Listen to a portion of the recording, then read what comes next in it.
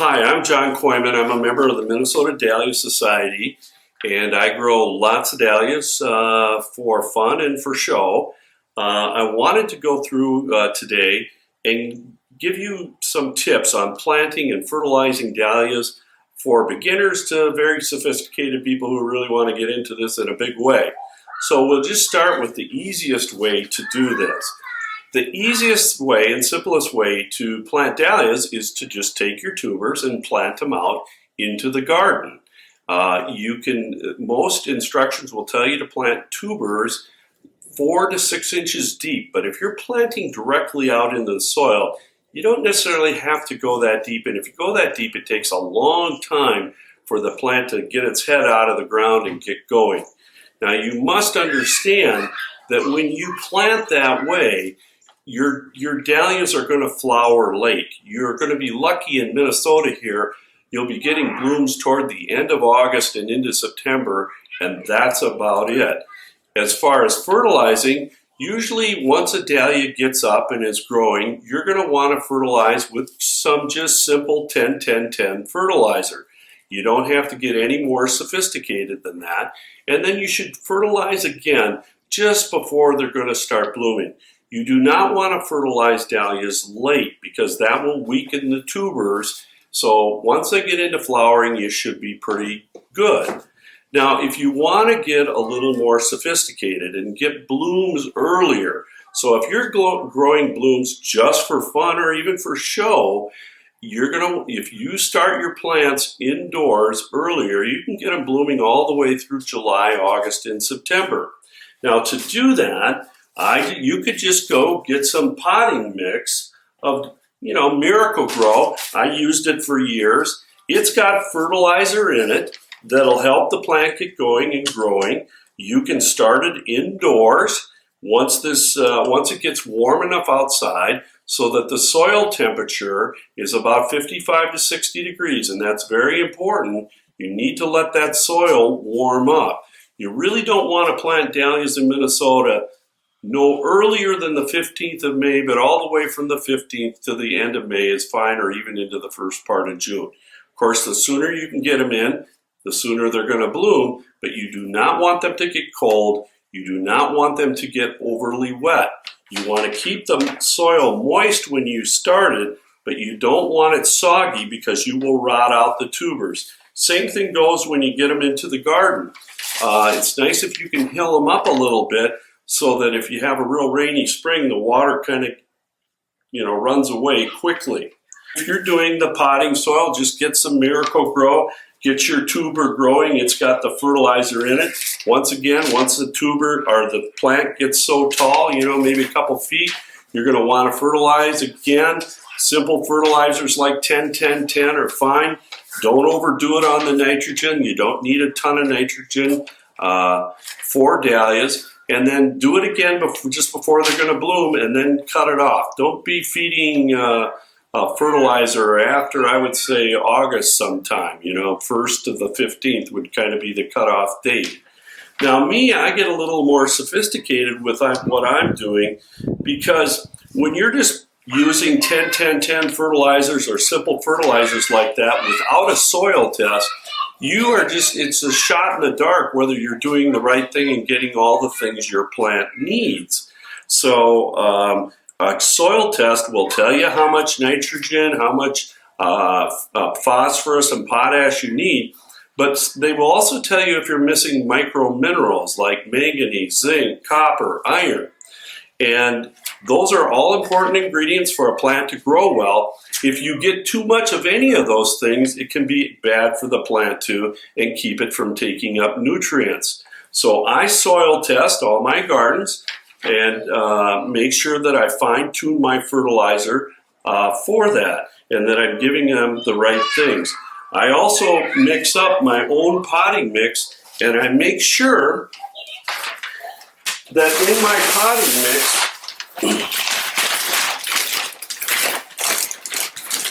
I've got some mycorrhiza fungus in my potting mix. The mycorrhiza fungus has a symbiotic relationship with the roots that help the plant take up nutrients. So the fungus helps the dahlia roots pick up nutrients out of the soil, and the plants will do a lot better. When I also start my plants and I'm mixing up water for them to feed them, I'm putting in some rooting hormone with a root stimulator to help get the roots and stuff growing and be healthy. And I'm using a product from BioWorks called Root Shield Plus that's a biofungicide that has two different trichonoma fungicides that will help the plant from rotting. These funguses get on the tubers and stuff and will keep them from rotting in wet soil. So not all funguses are bad, some are very beneficial. I also, in my potting soil that I'm mixing up, use a very low-grade fertilizer. This is just what is this? This is a 536 fertilizer, and I use half dose. I cut it in half and put it into the potting soil to get them going, along with those fungicides and the rooting hormone. Makes very, very good and really great root systems so that when I get them planted. Now I start mine early out here in the garage. I've got them under grow lights. When it's nice out, I move them outside for the day, bring them back in here. I make sure that they don't get too much moisture so I don't get them rotted and stuff. I start about April 15th and I'm ready to plant out in the middle of May to the end of May with all these dahlia plants. You can get very sophisticated with what you're doing here, you know, with grow lights, but it doesn't have to be that complicated, folks. These trays, you can get these grow lights for maybe about 10 bucks a piece. They're LEDs, 6,500 Kelvin grow lights. I had some greenhouse guys, I think they were professional growers I met at a home show, who these are the lights they use, and this is what they recommended to me, that you didn't need to do anything more. If you were going to grow dahlias or plants indoors and never have them out, there are other lights that you might want to use. But these are great for getting them started. They're cheap. It's a way for them to get light, and they need to stay warm. Don't get plants started and put them outside and let them get into cold weather, because it'll stunt them and keep them from growing well. During the summer, I will once again give them fertilizer when I get them in the ground, a liquid fertilizer. I will also fertilize again with a liquid fertilizer just before bloom time, and I also do FÓLIR spray twice during that time, where I mix up a fertilizer that I spray right on the leaves of the plants, and these fertilizers are made specifically for that function. You want to use a FÓLIR spray either early in the morning or later in the evening when the stomatas on the plant are opened up. During the day when it's hot and sunny, they close down to keep moisture loss down to a minimum. So you want to spray early morning or evening, and evening is the preferred time as far as I'm concerned for doing that. That's kind of the system I use. I make sure that I soil test all my gardens, and I'm tailoring what I'm giving them to exactly what they need. But let me tell you another little secret here. It's not just about fertilizing. Making your soil what I call good soil, where it's not compacted and not just a bunch of hard clay, where there's a lot of humus in the soil and a lot of loam in the soil, and I'm adding a lot of organic matter into the soil so that when I come back with my soil test, I'll have 10% or more organic matter in my soil. A typical farm field will have somewhere between 2, 3, 4% organic matter in the field. And by having that organic matter, it really helps the biome that's in the soil, and that the plants are growing in. So adding materials, straw, hay, leaves, all kinds of things, grinding it up, mulching it, and then adding it to the soil. I've used mushroom mulch, I've used coffee grounds, all kinds of things that you can use to help build up your soil. Be a little careful about where you get some of these things, because you don't want to get weed seed from people or creeping Charlie in your garden, and you certainly don't want pollutants or chemicals or pesticides or something like that that's contaminated soil or mulch that you might get. So soil fertility just isn't about fertilizing, it's organic matter getting added, and that'll help worms and all kinds of things get going in the soil and be happy where they're living. So lots of ways to start dahlias. You can make it very simple, it can get very sophisticated. Sometimes I wonder all the trouble I go through, whether it really makes a lot of difference from when I first started and just started them out the easy way. John, I see a lot of your plants are quite tall, and you had mentioned when somebody is new, all the publications suggest you plant them 4 to 6 inches deep.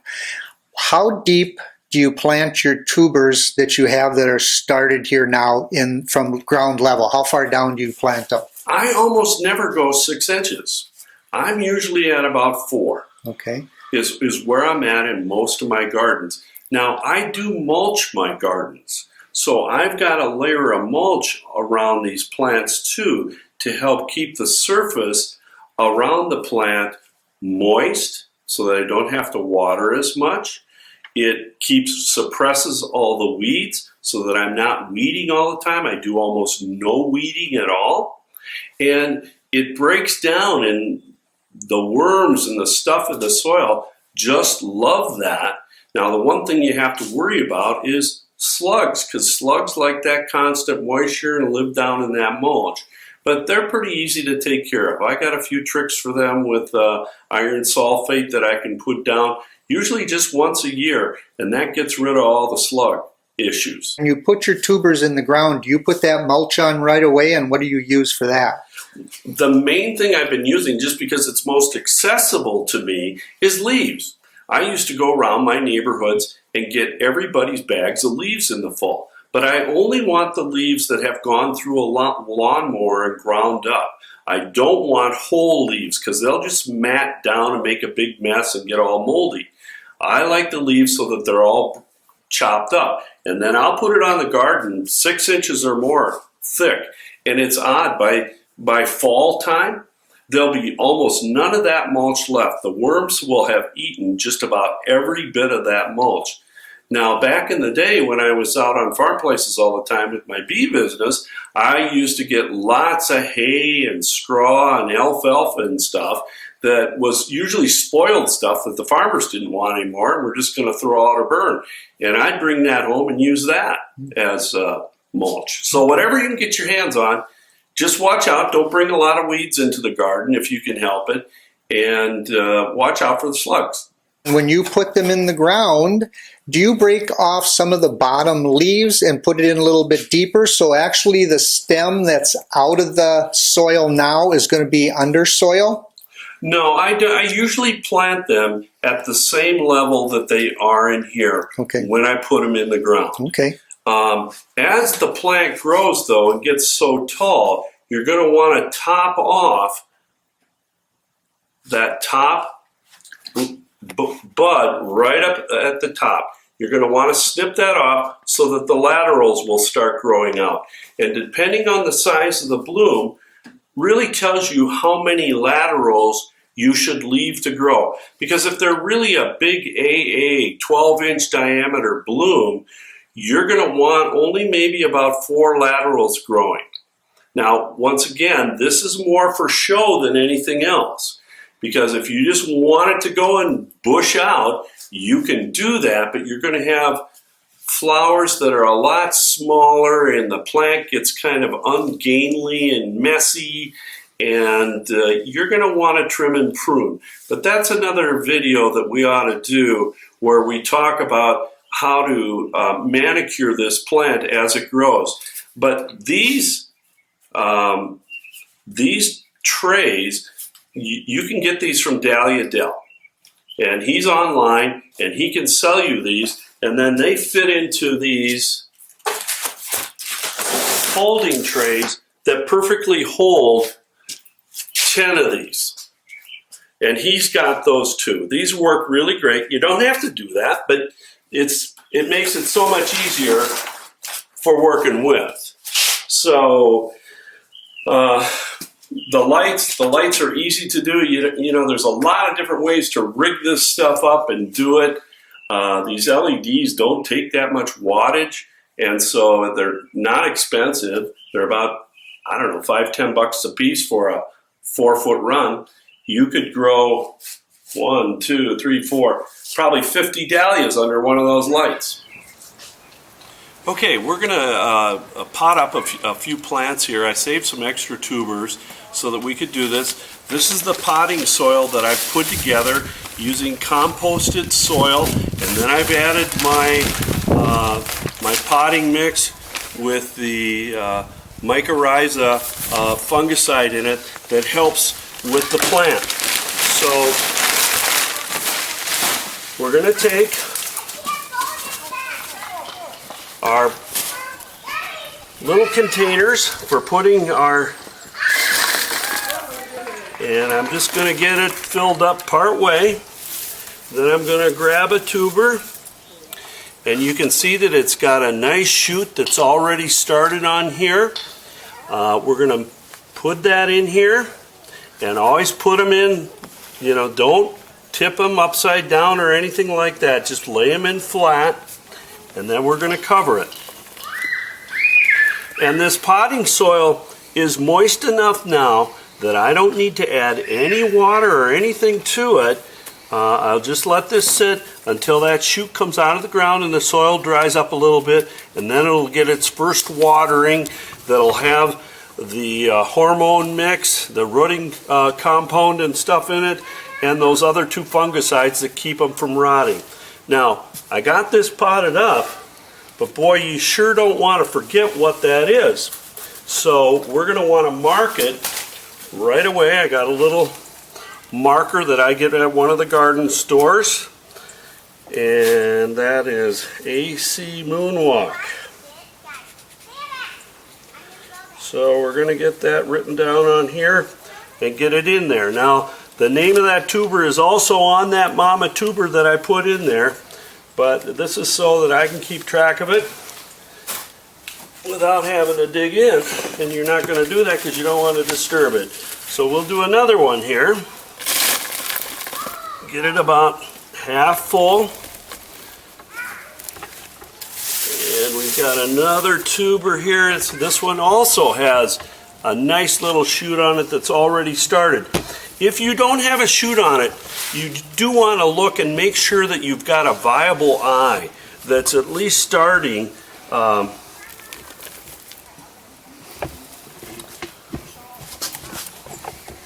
we just get it filled up. Get that all in there. When I get 10 of these, it'll go in those trays.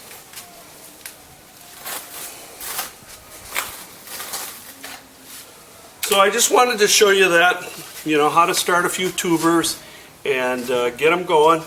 Once again, you don't have to do the sophisticated make your own potting mix stuff. You can just go get some Miracle Grow and do that. That'll work just fine. And then take care of them, and then wait until the weather warms up. Middle of May, end of May is a safe bet, and you want that soil temperature 55 to 60 degrees. How many plants do you think you have here, John, that you're getting started here in the spring? There's about 600. There's about 600 plants here. 100 of those are for the trial garden. And the trial garden is what? The trial garden is our North Central Trial Garden, which is out at the Minnesota Arboretum, where the hybridizers in the U.S. send us their new entries, their new introductions that we judge, and they get classified. They can then become a classified dahlia that's sanctioned for shows and for sale. And You know, it's really a kind of a special deal where we get to see all the new introductions and some of the trendiest stuff that's coming out. And I have to give those, I treat them with kid gloves because I want to give them the best chance possible at growing. So they're in here, so they're all started just like all the rest, and I keep a special eye on them and keep them in special spots so they get the nicest growing, and we'll plant those out at the end of May. So listen, we'll wrap it up there. There's plenty more we can teach and talk about. That's why we have our Dahlia Club. That's why we have our trial garden for teaching. So come and join. Be a part of it.